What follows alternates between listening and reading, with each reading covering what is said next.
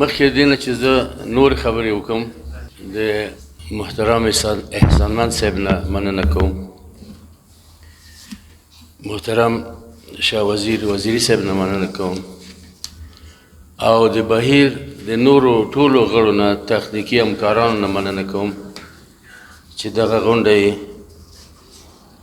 جوړه کړې ده. دغه بهیر چې دی څومره چې ماته معلومات دي دا یې تقریبا 282 غونډه ده او هر هفته دغه غونډه جوړیږي په یو موضوع باندې. دا کوم آسان کار نه دی او احسانمند صاحب او نور ملګري دوی په یعنی په ډیرو کمو امکاناتو دا غونډه جوړوي. البته د علم او ادب دپاره دوی خدمت کوي. زه د دوی خدمتونو ته د قدر په سترګه ګورم. واقعا چې یو خدمت دی. اوس چې موږ ګورو په دې وطن کې بهیرونه نور نشته، یعنی هغه وختونه چې موږ په مکتب کې وو لوی سیمینارونه به جوړېدل په کابل کې، خوشحال خان سیمینار، داسې لوی سیمینارونه به وو. دلته یو ورور خبره وکړله چې فکر کوم چې قاضي صاحب و چې په پېښور کې یو لوی سیمینار د رشتین صاحب هغه اولین سیمینار جوړ شوی، تقریبا 600 کسانو او ټول سیاسي مشران او علمي کادرونه د اکاډمۍ خلک د لرې او برې پښتونخوا خلک په دې غونډه کې یعنی تشریف یې درلودلو یا موجود وو. بیا هغې نه پس دا کومې غونډې چې مونږ جوړې کړلې د رشتین صاحب په یاد لومړی تلین، دویم و دریم و څلورم و پنځم یې بیا په جلال آباد کې ننګرهار کې و کله چې د کرزي صاحب اوله دوره وه. بیا شپږمه و اوومه و اتمه دغه غونډې مونږ ډېرې پرتمینې ډېرې لویې غونډې جوړې کړي دي چې لوی خلکو پکې اشتراک کولو. نو زه کویت کې وم، چې کویت نه راغلم بیا مې احسانمند صاحب سره ټلیفوني تماس ونیو. ما څنګه چې دا غونډه د رشتین صاحب دا پنځم د قوس رانږدې دی، یعنې 2 ورځې مخکې دا پنځم د قوس نن اووم دی. نو بیا هغه ویلي چې ولې نه موږ به دا کار وکړو، نو دا غونډه به جوړه کړو. بهادرخیل صاحب دلته ناست دی، د سره مې مشوره وکړله. بیا احسانمند سره هم خبرې وکړلې، ده وویلې چې دا غونډه به جوړه کړو. دلته استادان دي، دلته شاګردان دي، دلته د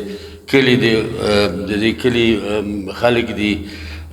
قومي مشران دي، علمي او کسان دي، دینی عالمان دي، داسې نور خلک دي. دا ټول به موږ خبر کړو را به شي. نو هسې زه یو خبره کوم چې موږ باید چې یو داسې یو ملت اوسو چې ویښتیا ولرو، بیداري ولرو. دغسې خپل مشران باید موږ یاد کړو. دا لوی غونډې باید دوی ته جوړ شي، ځکه چې زموږ ځوانان، زموږ آینده نسل باید د دې د کارنامو نه خبر شي. نو بیا هم موږ ډېر زیات کوشش وکړو، خلک هم خبر کړل. حتی شمشاد تلویزیون او ژوندون تلویزیون د خلکو سره ما تماس ونیولو چې راشي او دلته د غونډې جریان ثبت کړي یا دغه کړي یا خبر ته جوړ کړي او په خپلو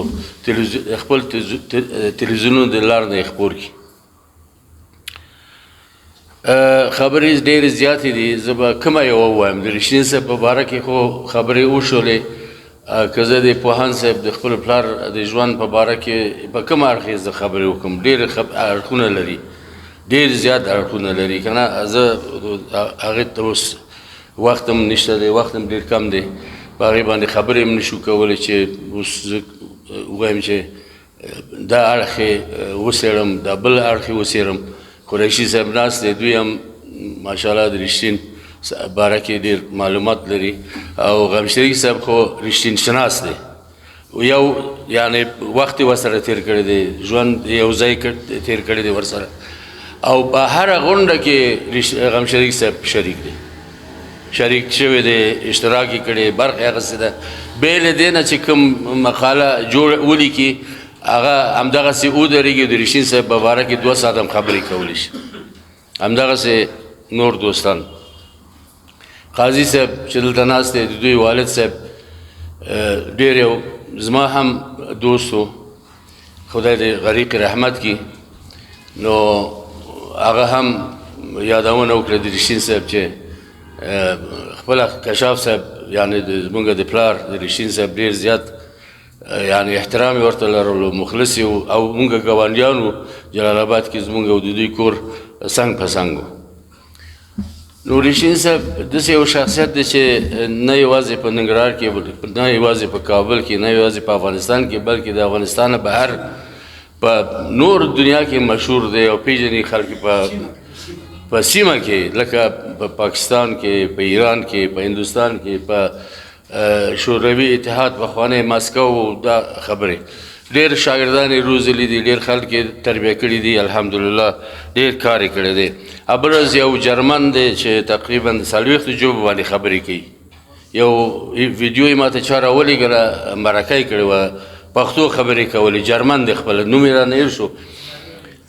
نو هغه خبرنګار ورنه پوښتنه وکړله چې په دې پښتو ګرامر کې کوم یو ښه کتاب دی چې خلک تاسو یې توصیه کوئ چې خلک باید ولولي استفاده دې وکړي ورته وایي چې رښتین صاحب وی رښتین صاحب ګرامر دی خلک ولولي دا هر څه پکې شته دی که نه دغه لوی افتخار دی چې یو جرمن په مرکه کې د رښتین صاحب نوم اخلي چې د ده ګرامر او واقعا چې د ګرامر د پښتو ګرامر اساس رښتین صاحب ایښی دی او دا چې اوسه پورې د ده ګرامر په پوهنتونونو کې او په ښوونځیو کې استفاده ترې کېږي دا رښتیا چې د هغه زیار دی د هغه کوشش دی چې ده کار کړی دی په هره برخه د ادب کې رښتین صاحب کار کړی دی اوس هغه ټولې برخو باره کې زه چې هر څونه خبرې وکړم دا نه خلاصېږي زه به دونه لنډ یو څه رڼا واچوم په بعض ځینو مسایلو یو خو دا دی چې دغه د نن ورځې دا غونډه چې ده ډېر پیغامونه هم راغلي دي یو هغه ورور ځینې پیغامونه دغه کړي نومونه یې واخیستل او یو نوم پاتې شو چې هغه غوث حیدري دی چې هغه د ملنګ جان د شورا مشر دی ملنګ جان فرنګي شورا مشر دی چې دا هغه هم یو پیغام را لېږلی دی ما ته یعنی لازم و چې زه د هغه نوم واخلم او بیا به انشاءالله ښه بل کار چې زه اوس دا ځلې کوم هغه دا دی چې د دغې غونډې ټول پیغامونه ټولې مقالې او ټول هغه دوستانو چې خبرې وکړلې دا به ټول رااخلو او د کتاب په شکل به یې چاپوو او دا کار به انشاءالله په یو میاشت کې دننه کوو د پوهاند صاحب رښتین همدغه خبره وه چې که شعر لیکئ ښه شعر ولیکئ او که نه یې لیکئ هسې وخت مه ضایع کوئ ساترۍ دپاره شعر مه جوړوئ ساتي دا د هغه خبره یعنې هغه یو وخت کې چې ځوانو شاعري کوله نه وی چې اول شعر په اصلاح کې چاپ شو نه پوهېږم چې په کوم کال و خو زما هغه شعر یعنې زما د عمر نه هم زیات یعنې پخوانی نو هغه به ویلي چې بیا شاعري پرېښودله یو مجموعه د اشعارو لري چې ما چاپ کړې ده خو شاعري پرېښوده نثر ته د توجه واړوله نثر کې وایي باید موږ کتابونه ولیکو ترجمې وکړو او دغه علمي کتابونه باید ولیکو ځکه چې ژبه او دغه ته علمي کتابونو ته او دې شان ته ضرورت لري او باید چې موږ پښتو ته داسې خدمت وکړو چې هغه بیا دغه شي یعنې دا ژبه علمي شي هغوی کار وکړو زحمت یې وایستلو نور دوستان یې وو نور ملګري وو د دې لارې مثلا الفت صاحب و خادم صاحب و بینوا صاحب و حبیبي صاحب و رشاد صاحب دا ټول خلک دغه خلکو چې ښکار یې وکړو خدمت وکړو چې دا نن چې موږ د قلم په لاس کې لرو د دې خلکو برکت دی د دوی خلکو برکت دی غمشري صاحب چې شاعر شوی دی دا د رشین صاحب و د بینوا صاحب و د الفت صاحب و د دې خلکو د کار او زیار برکت دی دغسې نور دغسې موږ چې یو چې قلم په لاس کې اخلو یو شی لیکو دغه زه یو څه سفرنامې لیکلي دي څو سفرنامې مې لیکلي دي یوه سفرنامه مې پرون بل ورځ پنځم د قوس چاپ شوله 2 اونۍ په امریکا کې دلته مراوړې ده ټولو ته به انشاءالله توضیح شي او دې نه پس د نور کتابونه مې دي هغه به هم چاپوو دا د امریکا سفر دا زما 20 کتاب دی او بیا به دې نه پس د نور کتابونه به هم چاپوو زه په خپل شخصي مصرف دا مصرفوم دې دپاره یې مصرفوم چې علم او ادب ته او فرهنګ ته خدمت وشي بس هېڅ شی هم نه غواړم او وړیا یې خلکو ته ورکوم چې چاپ شي پیسې پرې ورکوم چې پیسې ما سره یې په همدې کتاب یې ورکوم په بل شي نه ورکوم نو دا ښه خبره ده وختي الفت صاحب ویلي چې چا وویلي چې یو کتاب به د رشین صاحب زه چاپ کړم که نه چا وویلي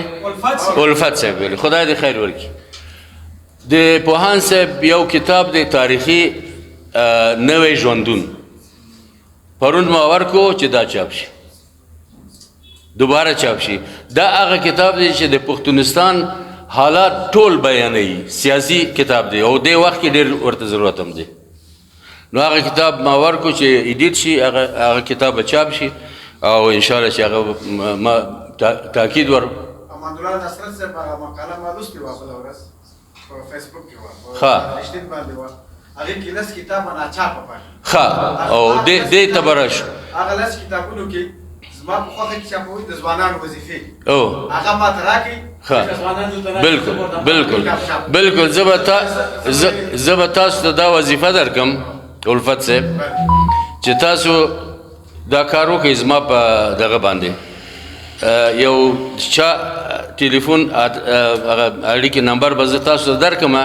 هغوی سره بیا په تماس کې شئ ښه هغه بیا ما او تا به دې باره کې 2 په 2 خبرې وکړو صحیح ده داسې اوس زه دغه کوم نه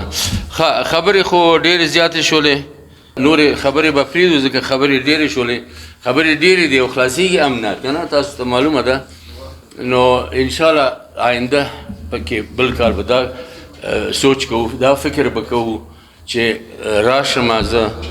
یا که دلته ومه نو دا کار به کوو چې د مقامات سره به موږ تماس نیسو مقاماتو ته به ورځو ورته به وایو چې وزیر د مثلا اطلاعات و فرهنګ شو یا اکاډمي شوله د پښتو هغوی ته به وایو چې د رشتین صاحب تلین دی تاسو دا کار وکوئ ځکه چې دا خو د ټول افغانستان یو دغه دی څه ورته وایي زموږ د ټولو یو مشر دی او خدمت یې کړی دی کار یې کړی دی وطن ته د قام ته په اخلاص یې کړی دی په خلوص یې کړی دی په ډېر مینه خدمت کړی دی نو دا خو زما وظیفه نه ده یوازې چې زه مثلا د ده تلین ونمانځم دا د ټولو وظیفه ده موږ باید بیدار اوسو دغه شعور د بیدارۍ شعور باید موږ ولرو باید بیدار اوسو ځکه که موږ ځوانان دا تاسو ځوانان چې تاسو خدمت ونه کوئ د وطن ته او لارې چارې ونه لټوئ نو وطن به همدغسې وروسته پاتې وخت نه استفاده وکړئ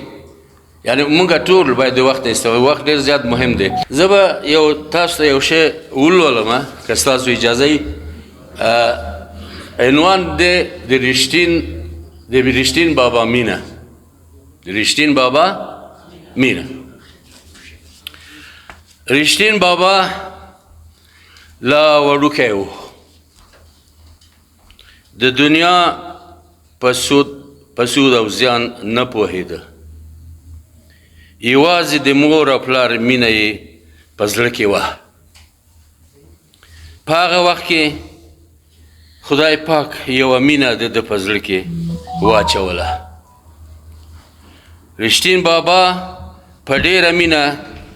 د دغې مینې مرغلره په سیپۍ کې وساتله پوهان صاحب د ژوند په پاټکو قدم په قدم مخ په پورته روان و. د هغه د سترګو په وړاندې رنګارنګ پردې ښکته پورته کېدې. وختونه بدلیدل، عمرونه اوښتل او زمانې رنګارنګ نقشونه او د زمانې رنګارنګ نقشونه یې لیدل.